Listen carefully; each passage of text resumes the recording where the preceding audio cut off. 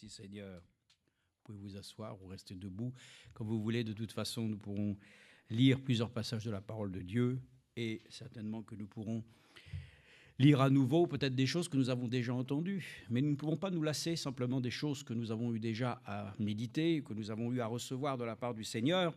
Pourquoi ? Parce que simplement nous sommes des personnes qui sont assez dures d'entendement. Il faut le reconnaître. Dieu nous parle, mais nous sommes quand même tellement parfois désireux, bien sûr, d'accepter, de dire amen à chaque parole qui sort de la bouche de Dieu, mais nous rend parfois un peu récalcitrants lorsqu'il faut passer à la pratique. Donc c'est pour ça qu'il faut que nous ayons dans notre cœur le désir de dire « Eh bien, s'il faut que tu nous le dises plusieurs fois, dis-le nous, Seigneur. » Que tu le dises. Je le crois, Dieu parle par son esprit afin que nous recevions la chose par l'esprit et que nous puissions alors ensuite la voir agir par son esprit. Amen.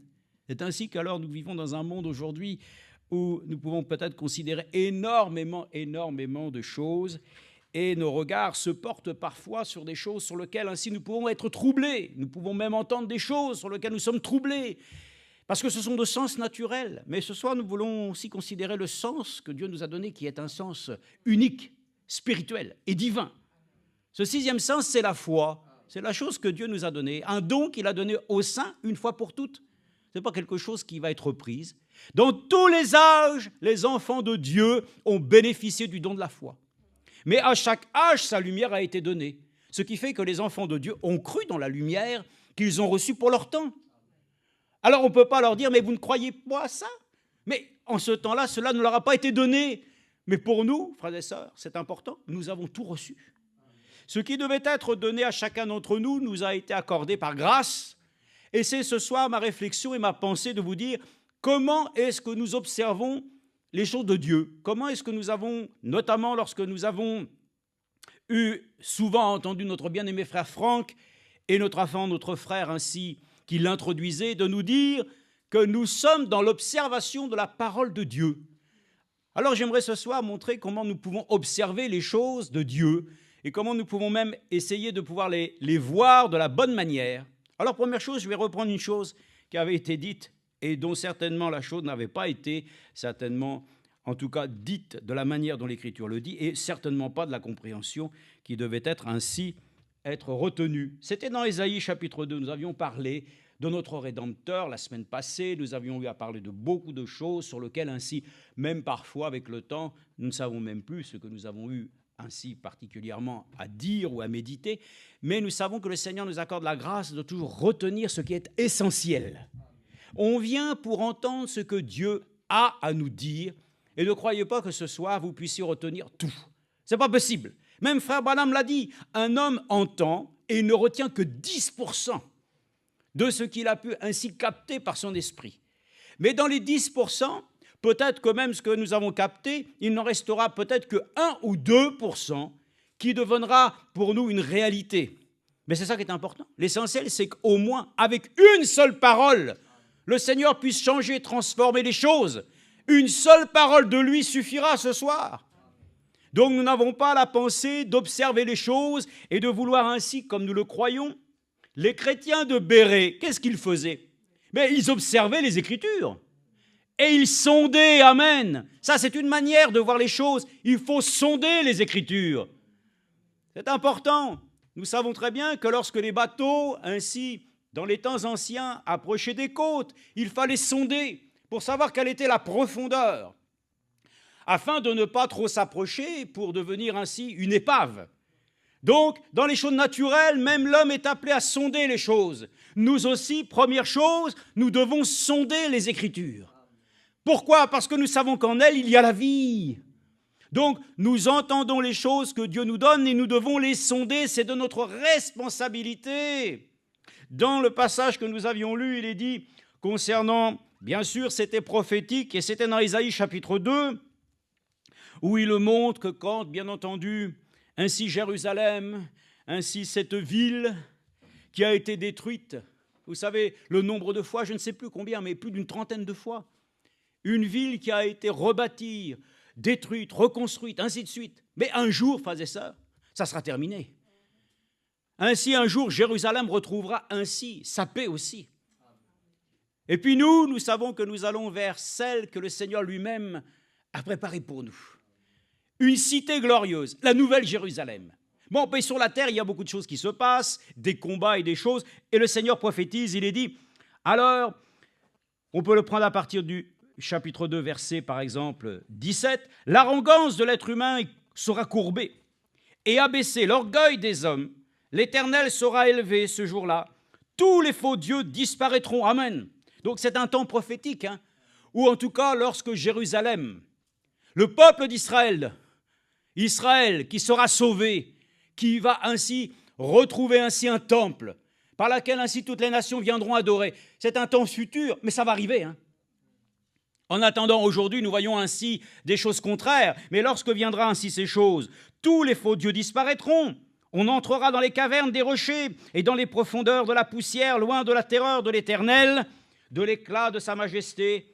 Quand il se lèvera pour épouvanter la terre, en ce jour-là, l'être humain jettera ses faux dieux d'argent et ses faux dieux d'or. Amen. J'espère que nous-mêmes, nous avons jeté tous nos faux dieux. Hein. D'ailleurs, il n'y a qu'un seul vrai Dieu, c'est Dieu lui-même. Et c'est en Jésus-Christ, ce soir, que nous n'avons qu'un seul Dieu. Donc, tout ce qui est des faux dieux, tout ce qui est des substituts, nous n'avons pas de mal à les prendre et à les briser. Au nom du Seigneur Jésus-Christ. Tout ce qui pourrait s'élever pour prendre la place de celui qui est au-dessus de tous les hommes n'a pas de place pour nous ce soir. Il doit être pour nous le seul et l'unique. Et nous le disons, il n'y a qu'un seul Dieu. Il n'y a pas de Trinité. Bon, il y a des contestations, il y a même pour nous-mêmes. Ainsi, nous sommes considérés comme des gens qui n'avons rien compris. Mais que le Seigneur soit remercié, parce que le Seigneur a dit lui-même, ainsi, vous ne comprenez rien aux pharisiens. Aux religieux, il dit, vous ne comprenez rien. Ne savez-vous pas que là-haut, il n'y aura plus ni homme ni femme? Qu'est-ce que vous voulez me parler de quoi? Donc nous le savons très bien qu'ici, les choses, ce que les faux dieux auront disparu. Et il dit ces faux dieux d'or qu'il s'était fait pour se prosterner devant eux, aux rats et aux chauves-souris. Amen.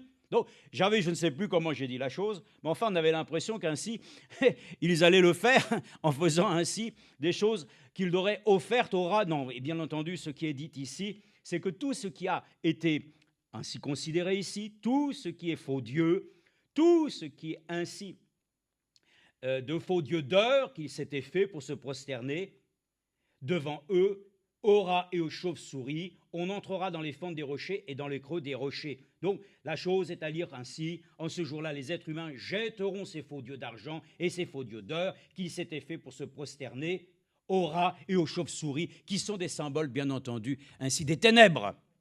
Donc voilà, je ne sais pas comment les choses avaient été dites, mais enfin, nous comprenons très bien que toute chose doit être vouée par interdit et voilà, jeté à tout ce qui, en tout cas, n'a rien à voir avec la lumière. Donc, voilà, en tout cas, les choses sont ainsi, et nous croyons que ce qui avait été dit peut être mal dit, et mal compris, et mal exprimé, et mal compris de ma part aussi, peut-être. Donc, c'est ainsi que les choses sont dites ainsi, il n'y a pas besoin donc d'y mettre davantage peut-être de commentaires, mais simplement pour nous dire que justement, nous devons ainsi examiner les Écritures et à un moment donné, de pouvoir les comprendre, non pas par notre intelligence, mais de pouvoir ainsi faire confiance à Dieu qui lui-même nous la révélera. Donc voilà, c'est une chose. Vous pouvez vous asseoir, vous avez déjà goûté cette parole et vous avez honoré le Seigneur en vous levant. Donc c'est pour nous dire que les chrétiens de Béret eux-mêmes sondaient les Écritures. Donc c'est une manière, je dirais, qui n'est pas simplement élégante, noble, c'est une manière simple, mais efficace, de pouvoir ainsi nous placer devant ainsi la sainte parole de Dieu et de le lui dire simplement, « Oh Dieu, accorde-moi la compréhension de ces choses qui me paraissent tellement des fois difficiles à pouvoir ainsi comprendre. » Moi, je n'ai pas ainsi la pensée de dire que je suis en capacité de comprendre, mais Dieu lui-même nous apporte par son esprit la bienveillance de nous faire saisir la vision des choses justes. Et l'homme de Dieu disait toujours, il nous faut que nous puissions comprendre dans leur contexte. Les Écritures doivent être comprises dans le contexte juste. Et ça, nous sommes très heureux que le Seigneur puisse le faire. Amen. Donc ce soir, je veux dire que si nous regardons et nous examinons les paroles de Dieu, c'est pour éviter que nous puissions nous regarder nous-mêmes. Parce que notre souci, c'est que nous regardons trop à nous-mêmes. Comment je suis? comment je vais paraître, comment est-ce que... Voyez-vous, les questions sont multiples, mais c'est toujours à nous. C'est notre égoïsme, notre ego qui nous ramène toujours à nous-mêmes. Vous allez le voir que c'est ainsi que l'Écriture le dit. De toute façon, c'est un combat qui ne date pas d'hier. La chair et l'esprit ont des idées contraires. C'est tout. C'est un combat de tous les jours. Et notre raisonnement, c'est de vouloir nous considérer nous, alors que nous devons d'abord considérer les choses que Dieu dit. Il dit, tu es sauvé. Amen. Donc, je n'ai pas à considérer qu'en tant que sauvé, je dois encore avoir une attitude sur laquelle, ainsi, je me déplais, je ne me complais pas dans la grâce de Dieu. Donc, je regarde toujours à mes faiblesses. Certes, si nous avons failli, nous avons un avocat auprès du Père. Et nous réglons ce problème avec lui, dans la grâce qui nous est donnée de pouvoir ainsi nous repentir devant sa face et de lui dire « Oh Dieu, ce n'est pas ce que je souhaite », mais de ne pas regarder à nous-mêmes pour le point qui est toujours le même, pour que nous puissions toujours rester plus bas que Dieu veut que nous soyons. C'est-à-dire, nous devons grandir dans ses voies. Alors, pour là, nous avons ainsi à considérer 2-3 écritures et prendre d'abord, premièrement, dans Proverbes. Regardez ce qui est dit ici. Proverbes, nous savons que, selon ce qui est en tout cas mentionné ici, les Proverbes sont de Salomon. Et nous avons aussi l'Ecclésiaste, qui en grande partie est donc aussi attribué à Salomon. Mais regardez une chose, j'aime cela parce que nous voyons qu'ainsi, ce Dieu merveilleux a donné ainsi à cet homme de pouvoir expérimenter des choses que lui-même dit, voilà ce que j'ai vu sous le soleil. Amen.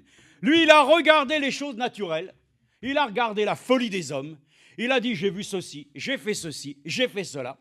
Et j'ai vu vanité des vanités, tout est vanité. Amen. Voyez-vous, il a pu lui-même, avec son simple regard, regarder les choses, et il les a regardées en profondeur, et nous allons le voir que nous aussi, nous devons pouvoir observer les choses dans leur profondeur. Mais si nous le regardons simplement du premier aspect, nos sens nous trompent.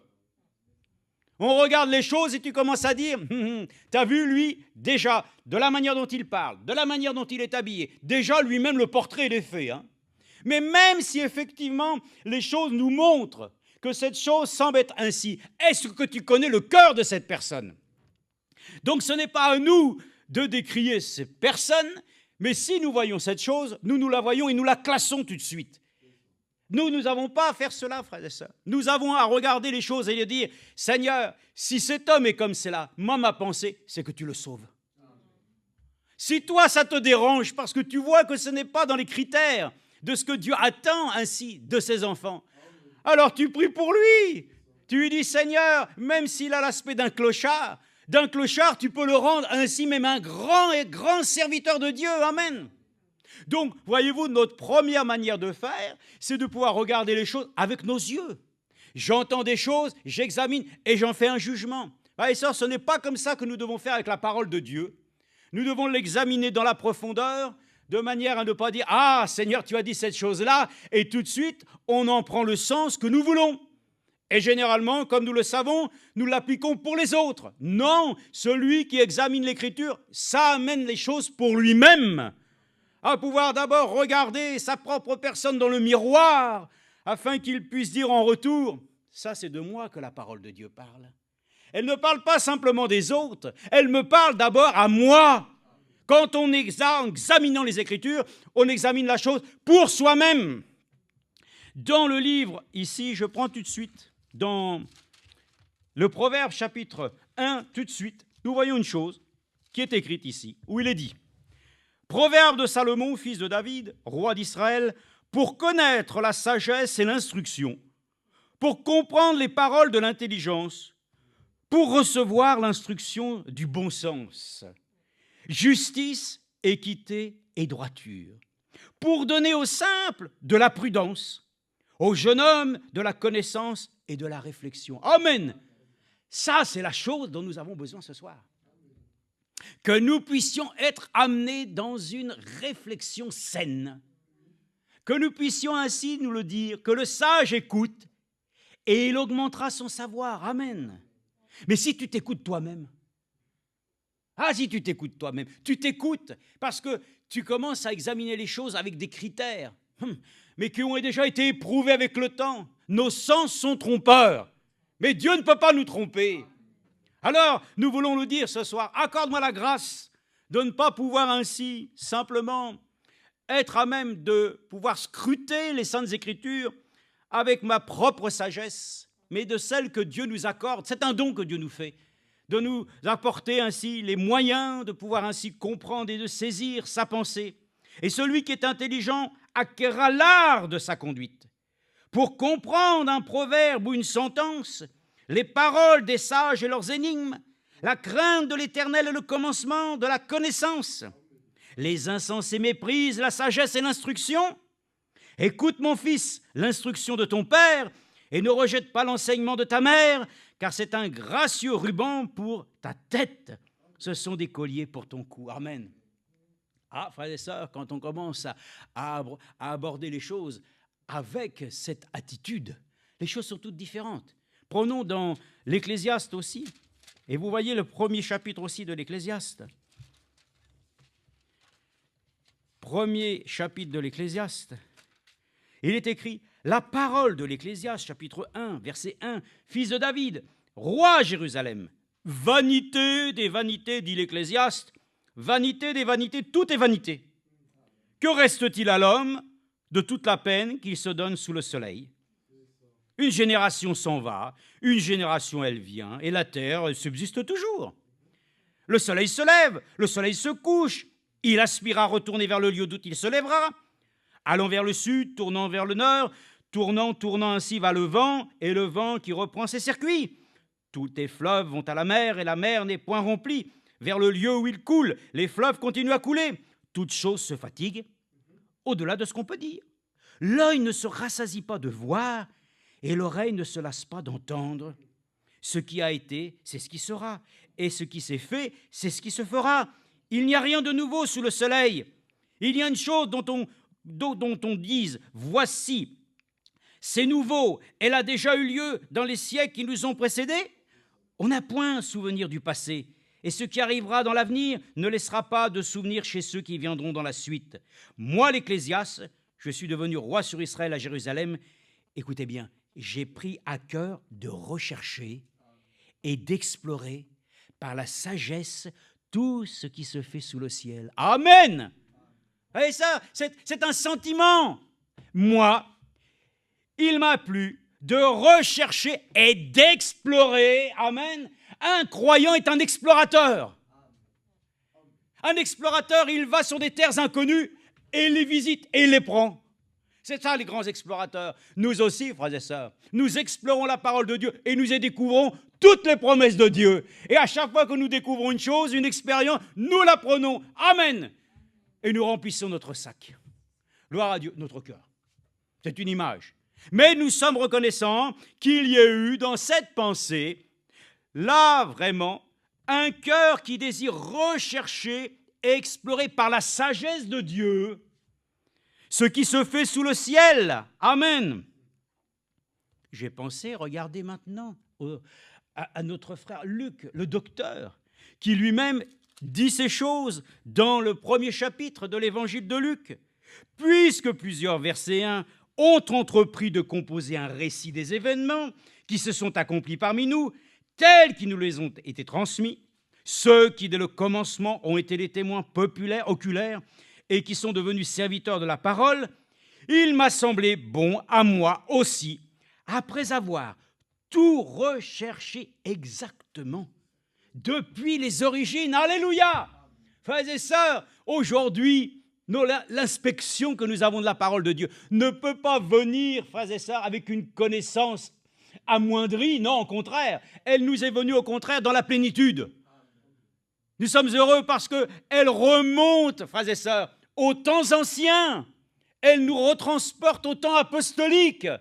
Donc c'est important que quand nous scrutons les Écritures, que nous avons à cœur de connaître ainsi ce qu'elles contiennent, pour nous, par la sagesse de Dieu, elles nous transportent, frères et sœurs, alléluia, à l'origine des choses. Elles nous ramènent, frères et sœurs, au bercail de l'humanité. Elles nous ramènent à notre Dieu. Et c'est important parce que, je vous le dis, le sacrifice de Jésus-Christ nous a accordé un pardon de tous nos péchés. Et il nous accorde la grâce d'être réconciliés avec Dieu. Amen. Par Jésus-Christ, nous retournons à notre Dieu. Nous allons ainsi dans sa présence. Donc, je suis heureux que dans le cœur de tous ces hommes, il y avait un désir de pouvoir faire des recherches. Je ne sais pas si nous avons encore le désir de faire des recherches. Parce que nous sommes des gens qui se laissons gaver. Nous ne sommes pas des oies, hein. Mais des fois, il semble que nous entendons que c'est du gavage. Ce n'est pas ça qu'il faut. Il faut que nous-mêmes, nous ayons un désir dans notre cœur de découvrir les choses que le Seigneur lui-même veut nous révéler.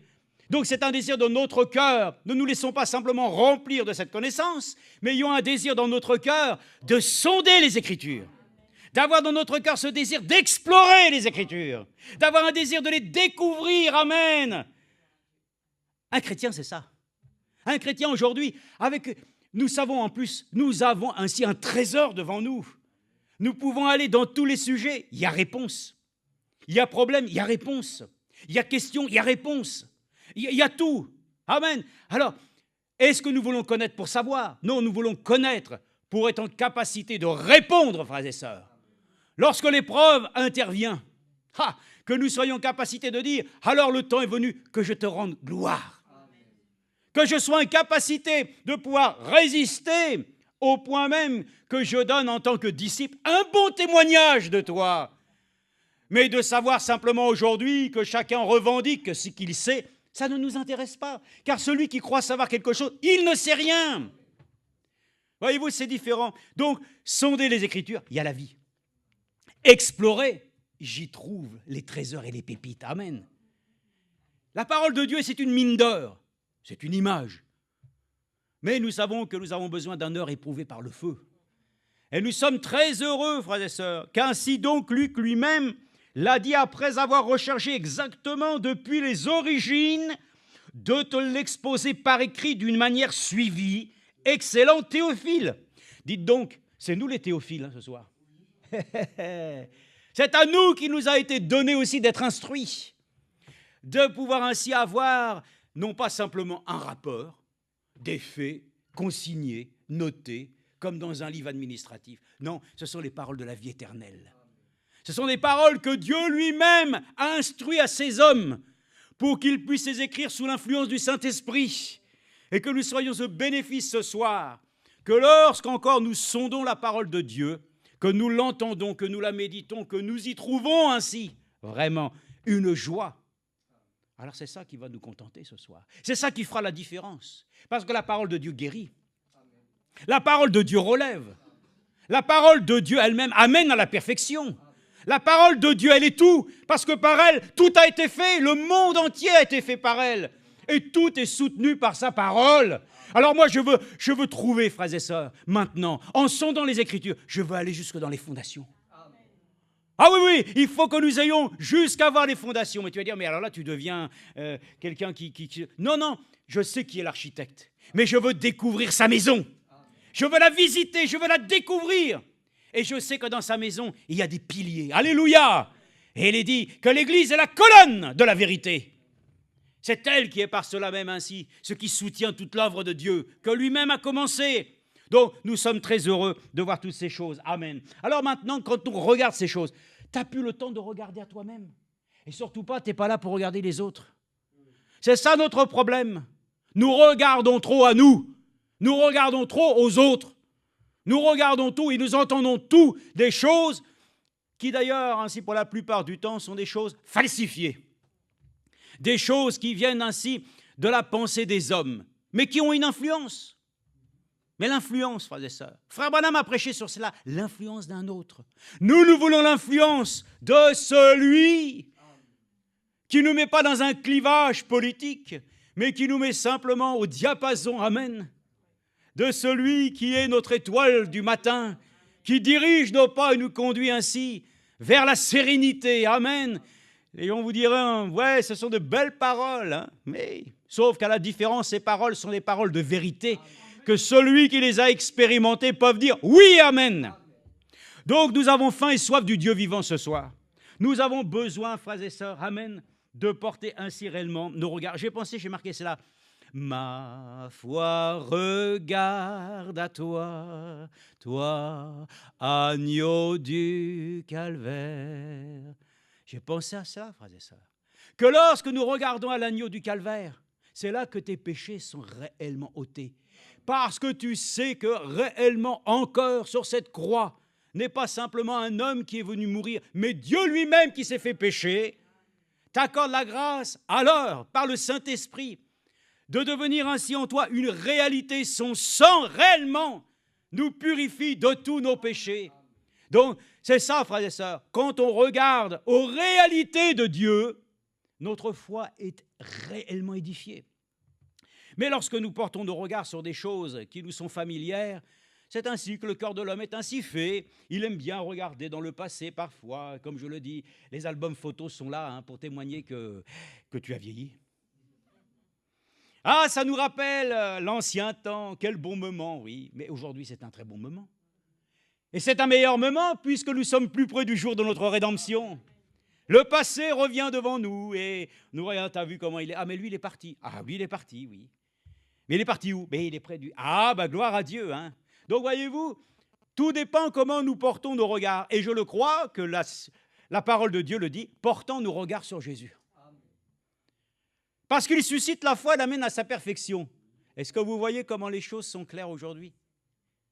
Le message de la foi. Nous avons entendu cela même, je crois, ces messages dernièrement que nous avons entendus, ainsi de Krefeld. La foi doit être nourrie.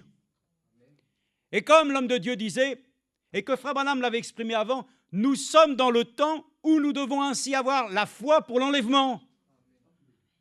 La foi de l'enlèvement, frères et sœurs, c'est de sonder, frères et sœurs, amen, cette chose maintenant qui est réservée à l'épouse. Elle entend les choses, elle rentre dans l'intimité de Dieu. Et Frère Branham l'avait dit lui-même, dans les temps de la fin, juste à la fin, le Seigneur lui-même révélera les secrets des cœurs à son épouse. Il faut que nous puissions être libérés, frères et sœurs. Rentrons ainsi dans la présence de Dieu.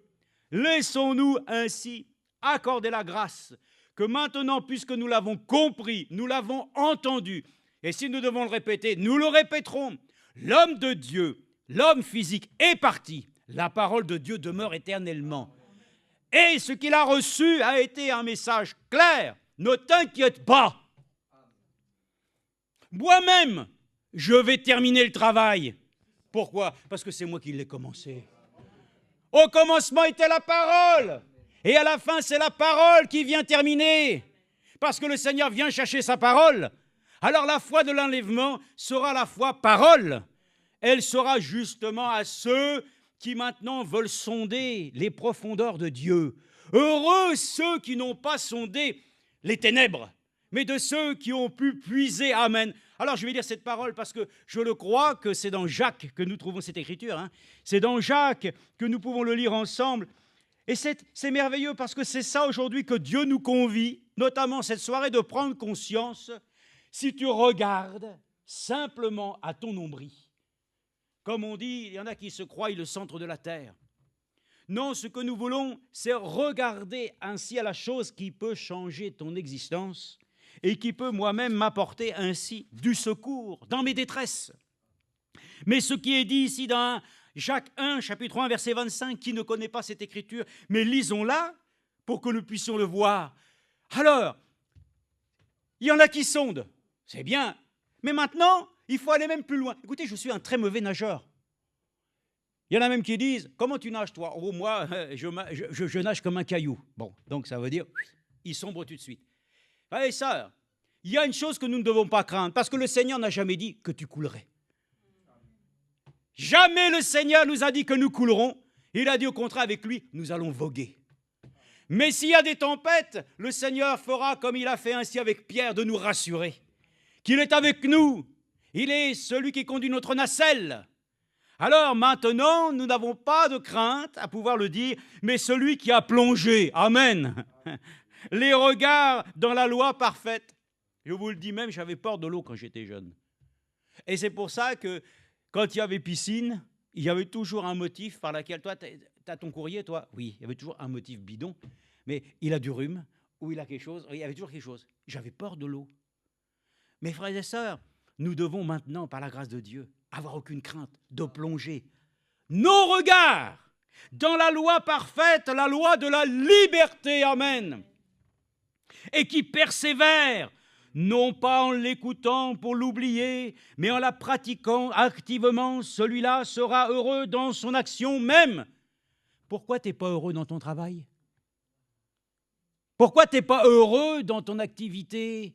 Pourquoi on est malheureux dans nos maisons, dans nos foyers? Pourquoi on ne se sent pas bien chez soi?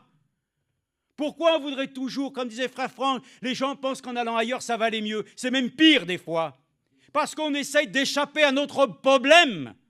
On n'est pas rentré, on n'a pas plongé nos regards. Océan de paix. Nageons, frères et sœurs. N'ayons pas peur de l'eau. L'eau, c'est la parole de Dieu, elle nous lave.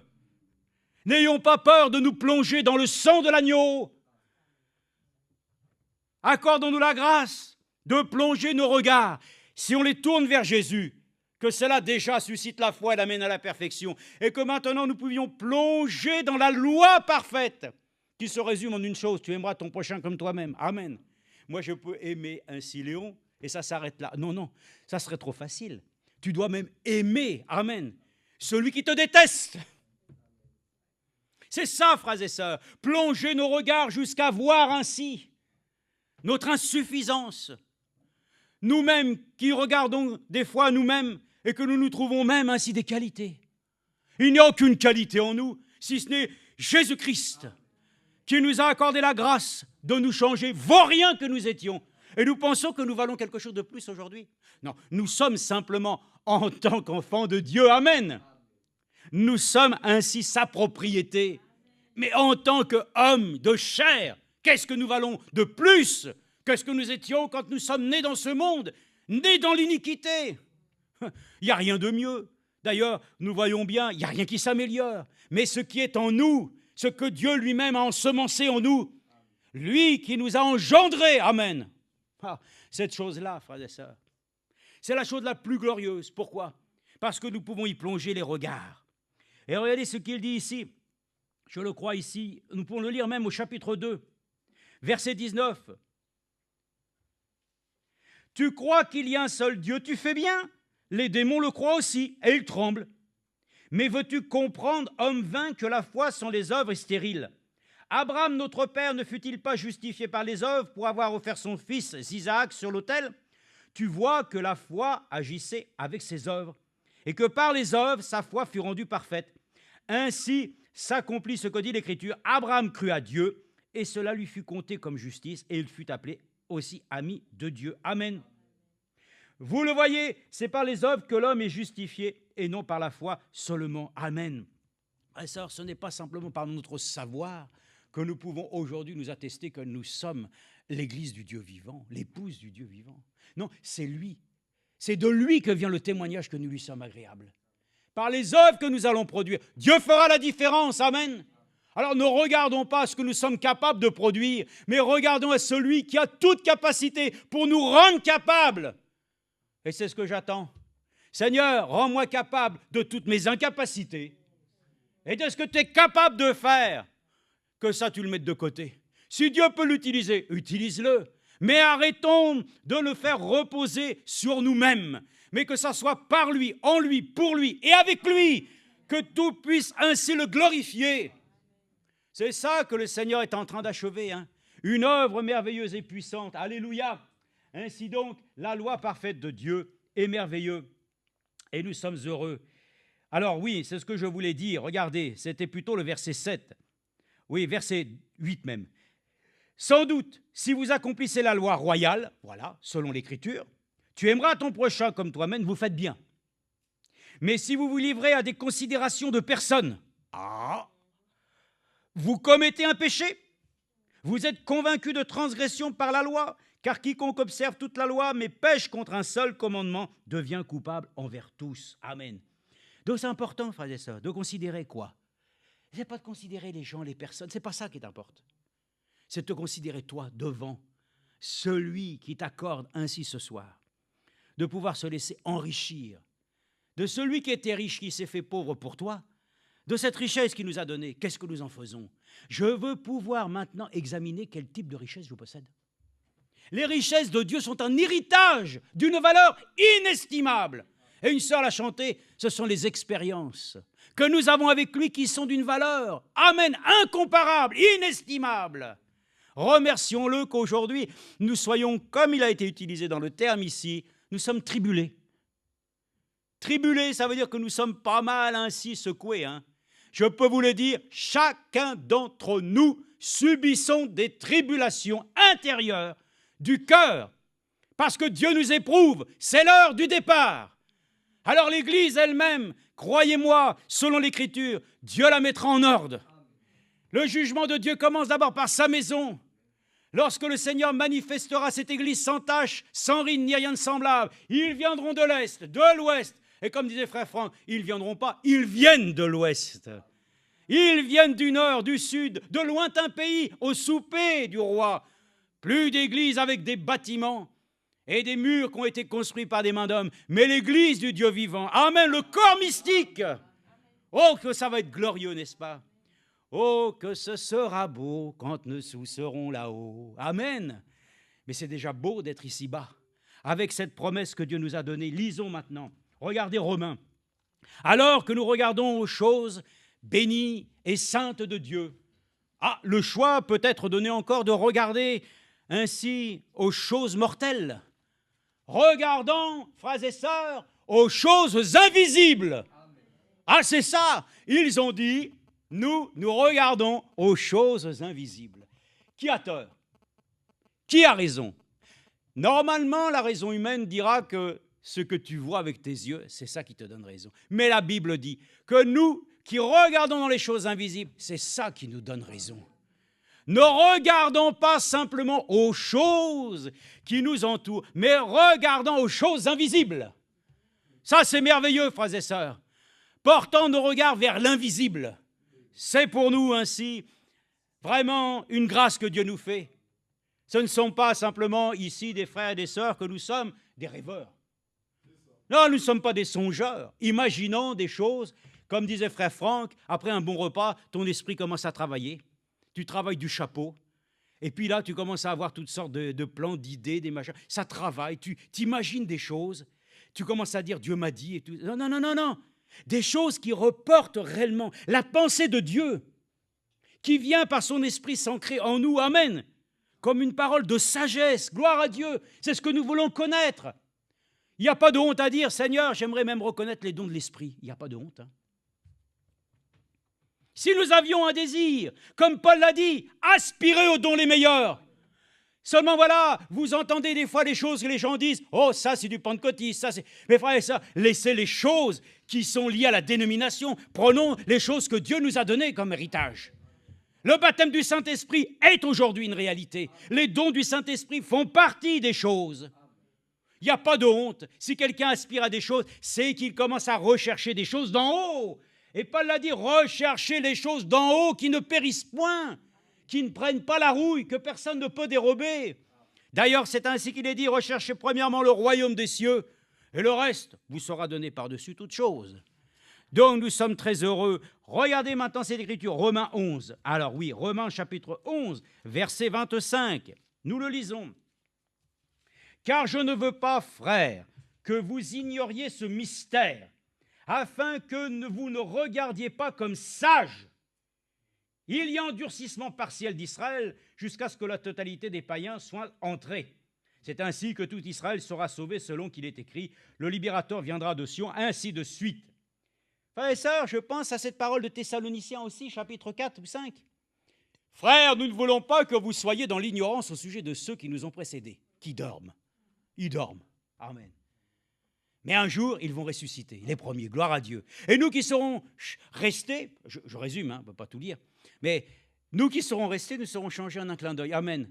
Léon, tu regardes des choses quoi? Des choses que tu vois avec tes yeux, ce sont des choses que tu regardes dans l'invisible. Voyez-vous? C'est merveilleux. Nous nous nourrissons ce soir de l'invisible. Et pourtant, il est visible. Jésus lui-même n'est pas visible. Et pourtant, je sais qu'il est là. Il est avec nous, amen. Mais tu dis que tu ne le vois pas. Mais il est avec moi. Pourquoi? Mais il est en moi, mais il est caché. Et Dieu caché révélé dans la simplicité. Puisque Dieu nous accorde la grâce de nous dire que nous ne puissions pas ignorer les mystères de Dieu, afin que vous ne vous regardiez pas comme sages. Amen. Frère, ne te regarde pas comme sage, ne te regarde pas comme maintenant ayant et disposant de la connaissance, comme étant pour toi ainsi ton diplôme. Le diplôme pour le ciel n'est absolument pas ainsi des critères sur lesquels ainsi chacun aura pu travailler et apprendre au point qu'il sera devenu une encyclopédie. Nous serons devenus surtout un témoignage agréable que Dieu lui-même va reconnaître. Sois comme ton frère Enoch et comme je le sois, marchons avec notre Dieu, afin qu'un beau dimanche, nous ne soyons plus trouvés. Gloire à Dieu. Marchons, frères et sœurs. Amen. Comme ceux qui nous ont précédés, sans orgueil, sans vanité, mais considérant même ceux qui nous ont précédés. Paul l'a dit lui-même, considérez ainsi ceux qui ont été vos modèles. C'est à ça que nous devons regarder. Je regarde frère Franck, j'ai 2 moyens de le voir. Aujourd'hui, je ne le vois plus, mais je sais qu'il est là, ainsi auprès du Seigneur. Gloire à Dieu. Mais je me souviens, frères et sœurs, je me souviens du bon témoignage d'un homme prêchant la parole qui nous a dit « Prêchez la parole !» Prêchez la parole écrite, amen. Ça, c'est ça que je veux regarder. Le modèle, pas de l'homme qui se tenait de sa manière de... Non, de la manière dont il s'est comporté pour l'Église. Regardons à ces choses. Voilà sur quoi nous devons observer. Tiens, je vois ces choses. Je vois que pour Christ, je vois que pour Jérôme, certaines choses, nous on vieillit, mais eux ils sont jeunes. Il y a des choses qui font bon à prendre chez eux. Amen. Chez les anciens certainement aussi. Mais tous ensemble, nous observons. Et nous ne nous observons pas pour voir ainsi nos caractères malheureusement déficients. Mais nous regardons la qualité que Christ a mis en nous. Et comme ainsi nous nous soutenons les uns les autres, nous valorisons le lien qui nous unit en Christ. Et c'est qu'à un moment donné, mais nous nous donnons confiance les uns avec les autres. Nous nous soutenons, et même si des fois, il peut y avoir quelque... Bon, c'est pas grave, ainsi, dans l'amour de Dieu. Amen. Tout se trouve ainsi réglé. Frères et sœurs, nous sommes heureux. Ne nous considérons pas comme sages ce soir. Donc, les choses que nous devons regarder et observer, ce n'est pas les autres. Nous devons regarder les choses sur lesquelles ainsi, si quand bien même nous devrions ainsi voir les autres, regardons les plus grands que nous. Oh bon, ça c'est... Oui. Et si tu as quelque chose à dire, si tu n'as rien à dire, dis du bien. Voyez-vous, toutes ces choses avec le temps doivent nous parler aujourd'hui. Ça doit nous donner ainsi une action par laquelle ainsi nous courons vers le but, remportant le prix. Comme il est écrit tant de fois exhorté dans la Bible, comment nous devons nous comporter? Soyez saints. Que les choses même viles ne soient même pas prononcées parmi vous. Amen. Tout est exhorté vers la sainteté. Il n'y a rien dans la parole de Dieu qui nous porte à être mauvais. Tout nous porte vers l'excellence. Et Paul disait lui-même, je chéris l'esprit de vérité. L'excellence que le roi a pu dire à Agrippa, oh Paul, ton savoir te fait déraisonner. Non, pas du tout. Non. Simplement même, je pense que même cette chose peut être offerte à toi et à ta famille. Bon, arrête avec ça. Tu vas bientôt me convaincre de devenir chrétien. Oui, toi et toute ta famille. Et ça, il n'y a pas de déraison. Ce soir, nous devons le croire de tout notre cœur. Soutenons-nous les uns les autres dans la vérité présente. Accordons-nous la grâce de nous regarder non pas en chien de faïence, mais de nous regarder en tant que rachetés, en tant que faibles. Et la parole de Dieu le dit, celui qui est faible, de l'accueillir. Amen, pour qu'il soit fort. Et que le fort prie son Dieu, afin que demain, on ne sait pas.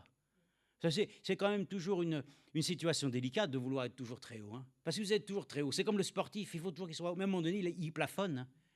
Et à un moment donné, il régresse.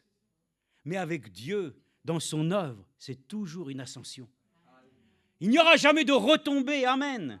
Nous avons ainsi des jours avec, des jours sans. Les jours, c'est le Mont Carmel, ainsi c'est les jours, c'est les jeûnées. Mais ça, c'est pour notre vie, pour nous apprendre et nous forger. Mais un jour, nous serons avec lui. D'ailleurs, on sera même tellement surpris que le jour où on va y être, on y est déjà, ça y est. Ben oui, amen. Oh, gloire à Dieu. Loué soit le Seigneur, amen. Matthieu 22, 16, lisons encore une fois. Soyons maintenant avec le regard de notre Dieu. Je pourrais prendre les Écritures, c'est vrai, de l'Ancienne Alliance, parce qu'il y en a quelques-unes sur lesquelles nous pouvons le dire. Et on va la lire une, pour ne pas en avoir trop à mentionner, mais l'essentiel ici. Matthieu 22, 16. Regardez ce qu'il est dit. Les pharisiens, vous les connaissez? Oui, on les connaît. Il y en a beaucoup, encore aujourd'hui. Sachons ainsi vraiment nous dissocier, nous différencier de cet esprit religieux. Alors il est dit, les pharisiens allèrent et consultaient sur les moyens de prendre Jésus au piège, sur ses propres paroles. Ils envoyèrent auprès de lui leurs disciples avec les Hérodiens. « Maître, lui dirent-ils, nous savons que tu es véridique, hypocrite, sépulcre blanchi. » Mais Jésus est là. Est-ce que vous croyez qu'il ne les aimait pas?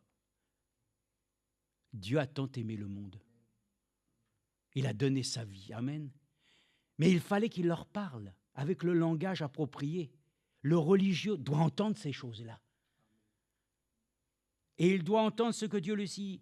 Maître, lui dirent-ils, nous savons que tu es véridique et tu enseignes la voie de Dieu en toute vérité, sans redouter personne, car tu ne regardes pas l'apparence des hommes. Amen. Oh, gloire à Dieu, que Dieu nous accorde la grâce de ne pas regarder aux apparences comme les hommes le font. Ayons la compassion de notre Seigneur Jésus-Christ, que nous puissions avoir, frères et sœurs, nous-mêmes l'apparence, alléluia, de ceux qui ne veulent réellement ne pas être vus ni connus des hommes. Ça, c'est sûr, c'est une apparence que nous voudrions avoir. Malheureusement, souvent, nous aimons bien être au premier rang. Bon, ici, c'est plutôt l'inverse. Les gens arrivent toujours plutôt au fond de la salle. Peut-être qu'un jour, ça viendra que vous soyez devant. Amen. C'est bien que vous soyez devant. Gloire à Dieu. Parce que de toute façon, on est appelé toujours à se rapprocher. Amen.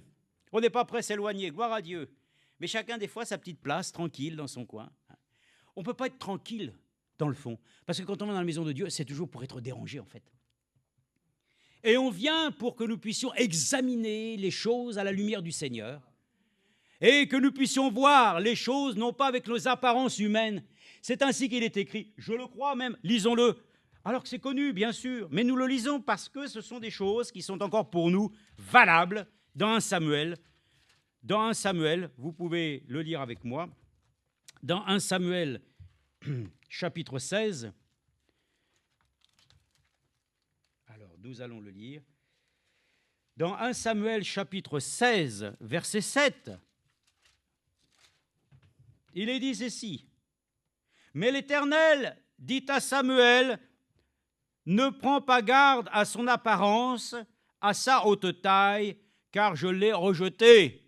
Nous savons de qui nous parlons, de Saül. Il ne s'agit pas de ce que l'homme considère. L'homme regarde à ce qui frappe les yeux. Mais l'Éternel regarde au cœur. Alléluia. Ce soir, je veux regarder, alléluia, avec mon cœur, ce qui contribue, amen, à pouvoir soulager mon âme. De ne pas penser toujours ce que les autres pensent de moi. Ça n'a aucune importance. De ce que je pense de toi, de toute façon, je ne peux que penser en tant qu'homme que du bien, puisque je suis ainsi aussi ton frère et toi tu es aussi ma sœur, ou ma sœur tu es mon frère, ainsi de suite. Nous voulons penser du bien, mais quand bien même je ne penserai pas, c'est important. Mais qu'est-ce que Dieu pense de toi? Ne regardons pas chacun et considérons pas les choses toujours sous le jugement. Mais il est dit ici, les hommes regardent à ce qui frappe les yeux, mais l'Éternel regarde au cœur. Amen. Oui, c'est ça. Que nous puissions avoir maintenant ainsi aussi un regard comme Dieu voit les choses, non pas selon les apparences. Et quand on voit les apparences, comme on le dit, c'est tellement décati, c'est tellement misérable, c'est tellement... Mais enfin, le Seigneur lui-même, devant la mort, ressuscite. Donc, des choses les plus terribles, Dieu lui-même, il en tire une gloire. De ta propre vie, qui est un échec, il en tire une gloire. Alors regarde les choses comme Dieu le voit. Ainsi pour toi-même, si c'est pour les autres, c'est valable pour toi. Regarde-toi comme une belle créature que Dieu a amenée à la vie. Toi qui étais mort, tu es revenu à la vie. Alors l'homme de Dieu a dit, tu es l'agneau gras. Jésus est mort pour nous. C'est lui l'agneau. C'est lui. Et maintenant, qu'on lui mette l'anneau. Gloire à Dieu. Frères et sœurs, nous sommes heureux que nous puissions regarder les choses comme Dieu le veut et simplement que Dieu puisse nous accorder la grâce. Que notre cœur ne nous trompe pas, puis nous trompons les autres. Ne nous trompons pas, frères et sœurs. Souvent, on entend dire « Ah, il ne faut pas se tromper d'objectif. » Oui, c'est vrai. Ne nous trompons pas, frères et sœurs, nous-mêmes. Portons réellement ainsi notre attirance sur les choses qui doivent être. Vous savez, dans la Genèse, chapitre 3, lorsqu'il y a eu la chute, le Seigneur, la sentence est tombée, parce que vous avez désobéi, parce que vous avez mangé de l'arbre, du fruit de l'arbre qui était défendu.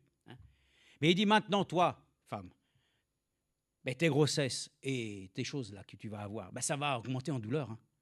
Mais maintenant, tes regards, tes envies se porteront sur ton mari. Frères et sœurs, nous étions ainsi de ceux qui avons chuté. Nous l'avons dit mercredi dernier, Adam était celui qui nous a représentés. C'est ainsi que nous le voyons très bien. Alors maintenant, nous, en tant que l'Église rachetée, nous portons aussi nos envies vers lui. Tu porteras tes regards et tes envies vers ton mari, amen. Nous aussi, nous voulons porter nos regards. Et c'est vers Jésus que nous portons nos regards. Parce que c'est lui, il sera ton autorité, amen. Voilà, regardons à la tête ce soir. Regardez à l'autorité de l'Église. Mais si je regarde et j'observe maintenant, c'est ça, on va terminer avec ça. Maintenant, je vais le dire, c'est ce que nous avons eu à dire au début. Quand on a porté nos regards, il faut savoir maintenant observer. C'est pour ça que quand on vient, on est à l'observation des Écritures. Qu'est-ce que ça veut dire observer? Bon, attendez, déjà, on voit que les choses telles qu'il est dit ici, mais l'Éternel regarde au cœur. Amen. C'est pour nous une surassurance. Alléluia. Luc chapitre 9, verset 62. Alors là, c'est encore une fois pour vous montrer que votre regard, j'ai aimé quand frère Franck mettait sur ses lettres circulaires à la fin de l'année, regard rétrospectif des choses que Dieu accomplit. Amen. Si nous pouvions avoir un regard des choses rétrospectives de notre vie pour voir tous les points où Dieu nous a accordé progression, victoire, repentance avec élévation ensuite, amen. Soumission sous sa main puissante, amen. Oh, guérison, amen. C'est-à-dire quand même, quand vous dites ça, il n'y a même plus le mot maladie qui apparaît. Guérison, amen. Parce que c'est dans sa mort qu'a été engloutie, alléluia, la maladie. Alors, nous sommes là à regarder les choses. Paul l'a dit, tendant vers ce qui est devant nous. Voilà, regardez. Mais je vous rappelle encore une chose.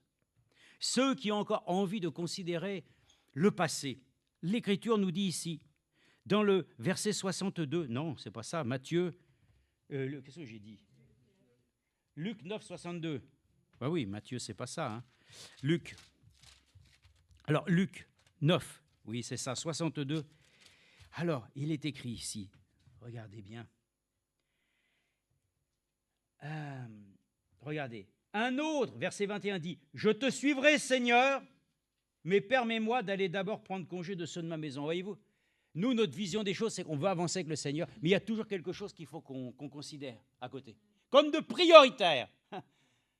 La priorité des priorités, comme on disait chez nous à la SNCF, la priorité des priorités, c'est la sécurité, évidemment. Et la priorité d'un chrétien, la priorité des priorités, c'est cette sécurité éternelle. C'est ça ta priorité. C'est d'abord travailler avec crainte et tremblement à votre salut. C'est la priorité des priorités. Amen. Alors il est dit ici, voilà, Jésus lui répondit, quiconque met la main à la charrue et regarde en arrière n'est pas bon pour le royaume de Dieu. Tu veux continuer à regarder des choses oui, mais tu vois, et puis bon, laisse tomber. Il y a tellement de choses que nous pouvons considérer dans l'invisible. Emparons-nous, frères et sœurs, des choses qui aujourd'hui doivent nous posséder. Le message biblique reçu, c'est la parole du temps présent. Elle doit animer, elle nous donne la force et l'énergie. Le temps est de passer à la dynamique. Nous sommes heureux, frères et sœurs. Donc soyons dignes de cet évangile. Comment? En portant toujours de côté des choses. Ouais, Ma maman faisait comme ça. Et maman était là, des fois, on mangeait le midi ensemble, elle me servait à manger, elle commençait à manger avec moi, puis d'un seul coup, elle disparut. Mais tu fais quoi? Je lui dis. T'es où? Ben, j'étais au fond du jardin. Qu'est-ce que tu fais au fond du jardin? Mais je ramassais le linge. Mais enfin, je lui dis, comment? On mange ensemble et tu à la fois, tu ramasses ton linge, ensuite tu le plies, tu reviens manger un peu. Je dis, mais c'est quoi ça? C'est bizarre, quoi. Il fallait qu'elle fasse plein de choses à la fois. Un chrétien doit faire une chose, par laquelle ainsi il considère d'abord ses priorités. Et ensuite, chaque chose doit se faire. Sans problème. Nous avons des tâches journalières, faisons-les. Mais l'essentiel, frère et sœurs, c'est de ne jamais faire de cette terre un nid douillet. Parce que réellement, frères et sœurs, nous n'avons rien à considérer d'ici-bas. Nous sommes voyageurs, pèlerins ici-bas. Alors, regardons vraiment devant nous. Amen. J'ai une place et j'ai ces choses. Mais la préoccupation, faisons les choses normalement, soyons sobres. Construisons, bâtissons. Oui, frères et sœurs. Mais que ça ne soit pas, pour nous, la première des priorités.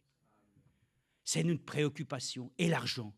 Et puis ensuite, comment on va faire? Et puis il faut faire ci, puis il faut faire ça. Et puis on rentre, frères et sœurs, dans un esclavage. Que Dieu nous aide. Que nous soyons en paix, frères et sœurs. Que Dieu nous accorde et nous donne le sentiment d'être contentés avec ce qu'il nous donne. Ne miroitons pas, comme on dit, monts et merveilles. Non, miroitons, frères et sœurs. Et c'est encore un terme. Bon, bref, regardons ainsi à ce que Dieu lui-même nous a prévu pour nous. Il y a plusieurs palais ou demeures dans la maison de mon Père. Ouais. Si ce n'était pas vrai, il ne nous l'aurait pas dit, mais il nous l'a dit et nous le croyons de tout notre cœur. Amen. Amen. Regardez, Proverbe, je vais essayer d'aller vite pour terminer. Proverbe, excusez-moi, mais Proverbe 4, et je voudrais terminer juste. Proverbe 4, il est écrit ici, Proverbe 4, versets 24 à 27, il est écrit ici, « Écarte-toi de la fausseté de la bouche et de la fourberie des lèvres, éloigne-la de toi, que tes yeux regardent en face. » Ah, ouais, ça, il n'est plus question d'avoir un strabisme. Et on parle même de strabisme convergent. Non, frère et sœurs. Nous devons avoir une vue qui nous permette, par la grâce du Seigneur, de voir. Amen. De voir clairement. Et c'est important. Ce matin, je suis allé avec Monique, on a été faire une visite pour les yeux. Oh, combien nous nous apercevons que la vue, c'est important. Hein. La vue, c'est la vie. Que nous puissions voir le Seigneur, amen, à la fois ensanglanté sur la croix, mais voyons-le surtout quand la pierre a été roulée. Vainqueur de la mort, ressuscité le 3e jour. Et il est dit que tes yeux regardent en face et que tes paupières se dirigent droit devant toi. Amen. Aplanis la route par où tu passes et que toutes tes voies soient bien assurées. Ne dévie ni à droite ni à gauche. Écarte ton pied du mal. Et nous y ajouterons, ne prends pas de temps pour t'arrêter en compagnie des moqueurs. Hein. Que notre vue soit ajustée. Amen. Ne porte pas des regards inquiets. Ne roule pas les yeux. Tant d'expressions sont dites dans la Bible, des choses de la vie. La Bible nous parle de tout, de toutes les situations. Vous la découvrez, amen. La Bible écrite depuis des milliers d'années dit que les hommes roulent les yeux. Eh oui. Qu'ils sont inquiets. Mais ça ne servira à rien. Nous sommes ce soir désireux d'observer maintenant les choses qui se passent aujourd'hui. Observons les choses que Dieu nous dit. J'ai donné cette écriture aussi pour nous montrer, je vous l'ai cité tout à l'heure, mais sans le lire, c'était dans Éphésiens chapitre 3, verset 15, où il est dit, verset 15 à 21, il est dit, « C'est pourquoi je fléchis les genoux devant le Père, de qui toute paternité dans les cieux et sur la terre tire son nom, afin qu'il vous donne, selon la richesse de sa gloire, d'être puissamment fortifié par son esprit dans l'homme intérieur, que le Christ habite dans votre cœur par la foi et que vous soyez enracinés et fondés dans l'amour. » Amen. C'est une belle mélodie, n'est-ce pas? Pour être capable de comprendre avec tous les saints quelle est la largeur, la longueur, la profondeur et la hauteur. Amen. C'est ça. L'observation des Écritures vont nous faire découvrir maintenant les profondeurs qui appellent la profondeur. C'est pour cela que l'homme de Dieu, William Branham, a pu prêcher « La profondeur appelle la profondeur ». Que cet homme pas grand de taille, derrière une grande estrade, pouvait prêcher « Oh Dieu, combien je te loue d'être sorti du nid de ce monde !» alors qu'il prêchait ainsi l'aigle royal. Oh, et cet homme ainsi qui ensuite, dans la puissance de Dieu, va mettre en pratique ainsi le don de guérison divine. Amen. Et cette femme qui vient avec un goitre, oui, madame, vous avez un... Et il dit, vous avez vu, madame, cette chose est partie. Alléluia. Merci Seigneur. Et toi, petite fille, ah, mais toutes ces choses. Et qu'il prie. Vous avez, ah, retournez-vous, madame. Cette chose est partie. Oui, amen. Gloire à Dieu. Oh, que nous puissions être capables, frères et sœurs, de pouvoir observer les choses jusque dans leur profondeur, afin que je puisse discerner que Dieu est tellement grand que jamais je ne pourrai toucher le coin de ce mur, si ce n'est qu'avec mes mains, mais au-delà de ça, Dieu est au-delà des murs. Il est partout, il est omniscient, omniprésent, omnipotent. Et de connaître l'amour du Christ qui surpasse toute connaissance, en sorte que vous soyez remplis jusqu'à toute la plénitude de Dieu. Amen. Oui, frères et sœurs, terminons. Lisons 1 Corinthiens. Nous devons maintenant rentrer dans l'observation précieuse de la parole de Dieu et y rentrer peut-être comme jamais auparavant. C'est-à-dire que, comme nous le savons et comme Frère Manassé l'avait dit aussi, quand nous étions au service divin du départ de notre frère Franck, et comme nous l'avions eu déjà le considéré bien des fois, la parole de Dieu, la Bible, aujourd'hui, elle est mangée, mais pas comme vous mangez un beefsteak. Vous la mangez et vous y découvrez une saveur gustative que vous n'aviez jamais eue. C'est pour ça qu'il a fait, le frère l'a dit, il nous a fait aimer la parole, frère Franck. Je répète, parce que le frère il dit souvent ça, je le répète, il vous a fait aimer la parole. Amen. Si tu n'as pas fait aimer la parole, dans ce cas-là, vous ne pourrez jamais ainsi pouvoir observer les choses de Dieu. Maintenant, le temps est venu qu'après le message qui nous a été donné, ce que nous avons entendu, nous pouvons observer et voir les choses que Dieu est en train de mettre en place dans ta vie, dans la vie de l'Église. Amen. C'est ça que nous devons pouvoir observer maintenant. Les choses, les points de détail. Ah oui, des points de détail si importants. Je veux pouvoir maintenant, et je veux dans ma prière le dire, Seigneur, accorde-moi la grâce d'être maintenant un observateur, pas passif. Comme l'homme de Dieu, nous ne sommes pas des contemplatifs. Gloire à Dieu, alléluia, Dieu est grand, Dieu. Et toi, qu'est-ce que tu fais, toi, dans cette œuvre? Tu constates les choses, Dieu est grand, mais toi, est-ce que tu es rendu participant de la nature divine? Nous ne sommes pas des contemplatifs, nous sommes devenus des pierres vivantes.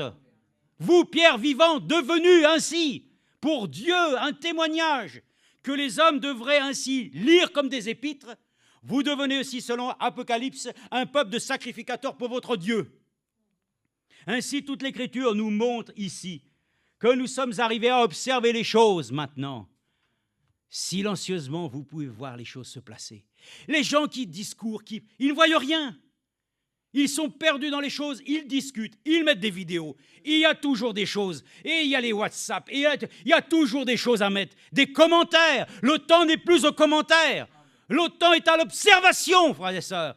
Des choses que le Seigneur va maintenant achever lui-même. Observant et voyant. Il n'y a que ceux qui sont concentrés dans la chose qui vont les voir. J'ai des outils des fois à la maison, vous savez, c'est incroyable. Mais qu'est-ce que c'est que cette histoire? Et elle était là à l'instant, quoi. Vous cherchez, vous ne trouvez pas. Mais il était là. Hein. Je viens de voir, je n'ai rien vu. Vos pensées sont prises, vous ne pouvez même pas voir ce qui est à côté de vous. Frères et sœurs, puissions-nous maintenant découvrir vraiment la saveur, amen, de ce que le Seigneur a préparé pour nous. Je pourrais le dire, nous voulons entrer dans sa cuisine. Il y en a qui sont rentrés dans le laboratoire de Dieu pour y bidouiller des choses. Nous ne voulons pas rentrer dans le laboratoire de Dieu, nous voulons entrer dans sa cuisine.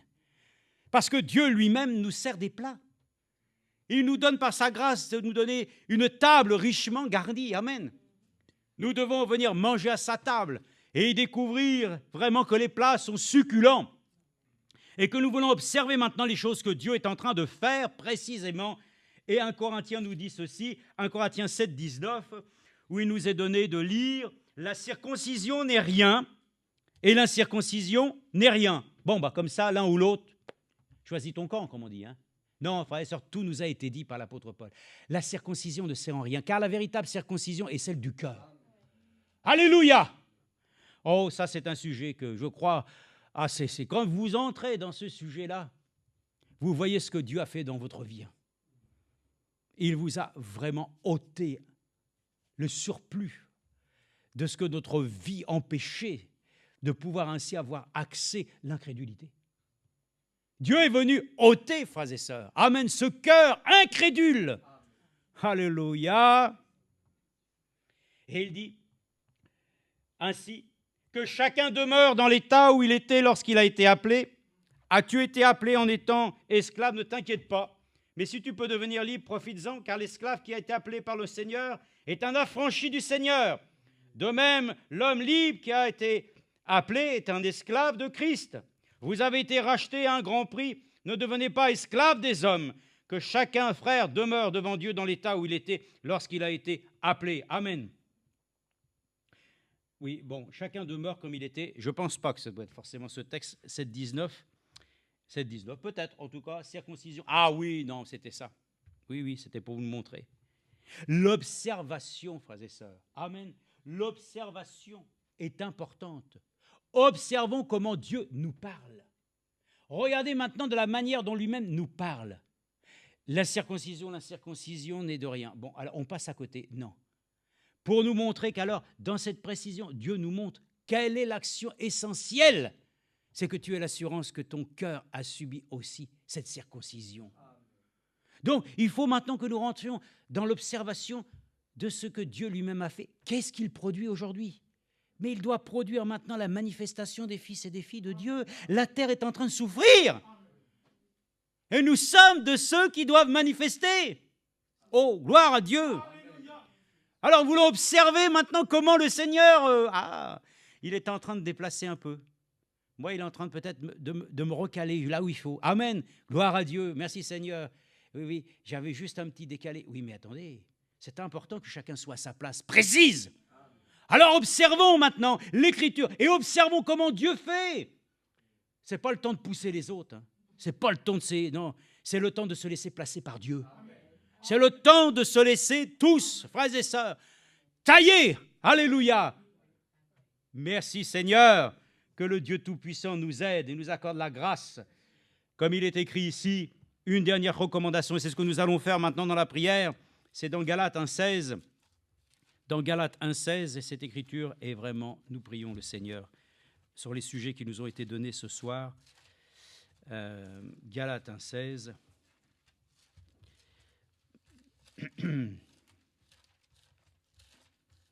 Ah oui, Philippiens, Éphésiens, et nous savons que Galates se trouve avant.